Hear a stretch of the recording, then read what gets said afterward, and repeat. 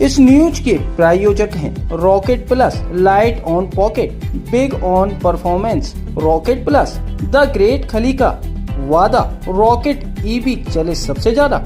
Rocket plus की dealership लेने के लिए दिए गए इस नंबर पर संपर्क करें 9878740455।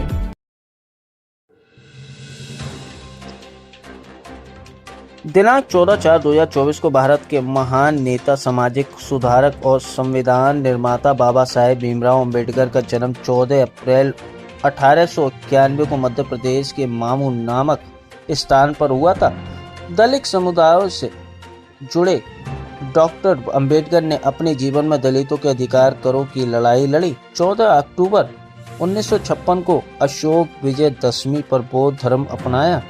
अंबेडकर ने बौद्ध धर्म के दिशा निर्देश का गुरुओं के पास रहकर सीखी गई शिक्षा का समापन कालजयी कथाकार नरेंद्र कोहली का राम कथा पर आधारित दीक्षा नामक उपन्यास 1976 हिंदी का युग प्रवर्तक उपन्यास भी माना जाता है।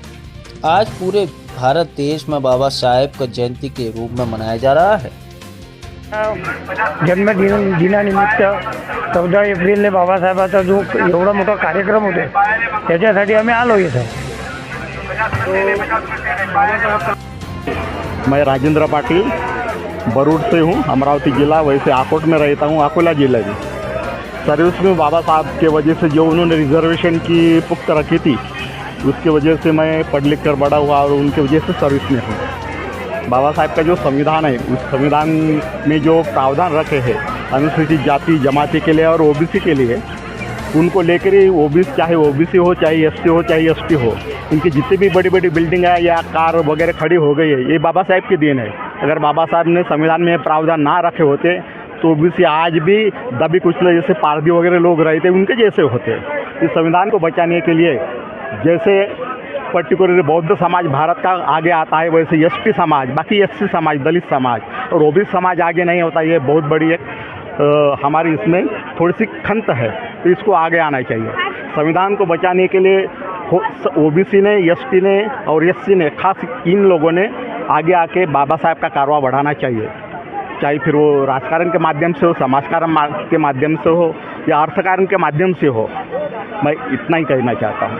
भारत के सभी भारतवासियों को बाबा साहब के जयंती के उपलक्ष्य में दिल से हार्दिक बधाई देता हूँ।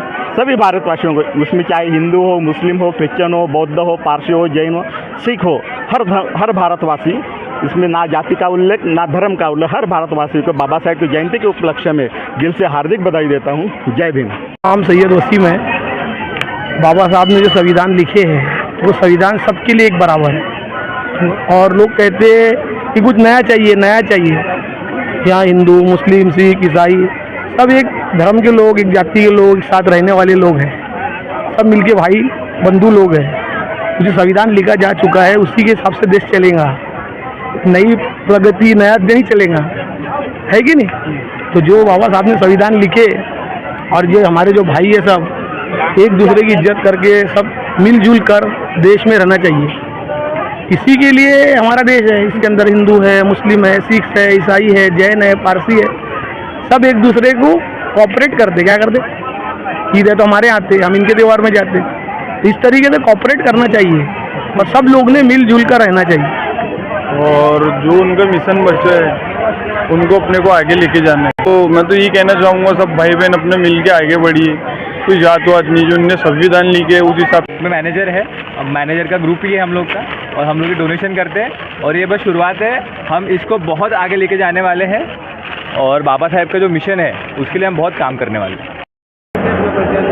मैं मिसेस मंदा राजन हुमने। आज का दिन 14 अप्रैल ये सबसे बड़ा हमारे लिए त्यौहार है, हमारी दिवाली है। और आज सर्वप्रथम मैं एक बात आपके बारे में बोलना चाहूँगी। इतिहासाच्या पानावर 14व्या रत्नाची नोंद आहे। बाबा तुमच्या संविधानामुळे भारत देशाची शान आहे। अशा हा मानवास प्रज्ञा सूर्यास कोटी कोटी प्रणाम। सर्वप्रथम देशवासियों को आज बाबा साहब अम्बेडकर जी का उनका जयंती दिवस है, उसको देशवासियों को बधाई देंगे। बाबासाहेब आंबेडकर जयंतीच्या बौद्धवासियांना, भारतातील सर्व वासियांना आंबेडकर जयंतीच्या हार्दिक हार्दिक शुभेच्छा। डॉक्टर भीमराव जी का अम्बेडकर का जन्म हुआ था 14 अप्रैल 1891। तो ऐसा था कि जब हमारे डिस्ट्रीब्यूशन में हुआ था एज अ कास्ट रिलीजन, जहाँ पे कास्ट रिलीजन में ऐसा रहता था कि हमें जाति भेद में डिवाइड कर दिया देते थे ब्राह्मण जी। तो तब हम मतलब आदिवासी और हम हमारे लिए एक वो मतलब एक मिसिया बन के खड़े हो गए थे। जब उन्होंने बोला था कि जब मैं एक बुक लिखूंगा, एक किताब लिखूंगा तो सबको इक्वलिटी दूंगा, मतलब न्याय दूंगा सबको। तो वही है कि अभी भी जो उनकी वजह से हमें एक फ्रीडम मिला है, जो हम खुल होकर बोल सकते हैं। तो यही इतना ही बोलना है कि बाबा साहेब का इक्वलिटी है जो हमें स्ट्रगल करना चाहिए, उनसे मतलब इंस्पिरेशन मिलती है कि हम स्टडी करना चाहिए आगे। कौन से भी फील्ड में रहो यार, आप कॉमर्स हो, आर्ट्स हो, स्पोर्ट्स हो, it is the source of inspiration.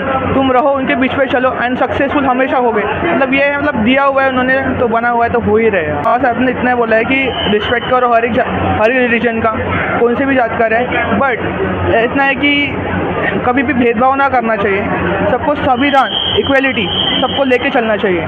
इसको बोलते हैं यूनिटी बोलते हैं। और इसलिए मैं भाई उनको दिल से मानता हूँ, he is my inspiration because education is more important. उनकी वजह से हमें मिला है एजुकेशन करने के लिए। So thank you for it. I have come here to celebrate our Babasaheb Ambedkar's birthday.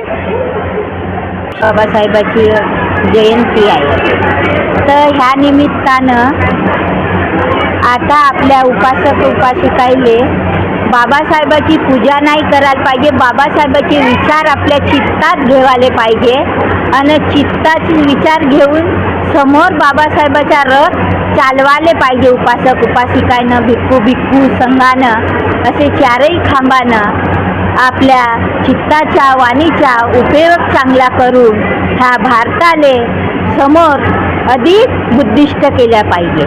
येथेच थांबतो। जय भीम, जय भारत, जय सैनिक।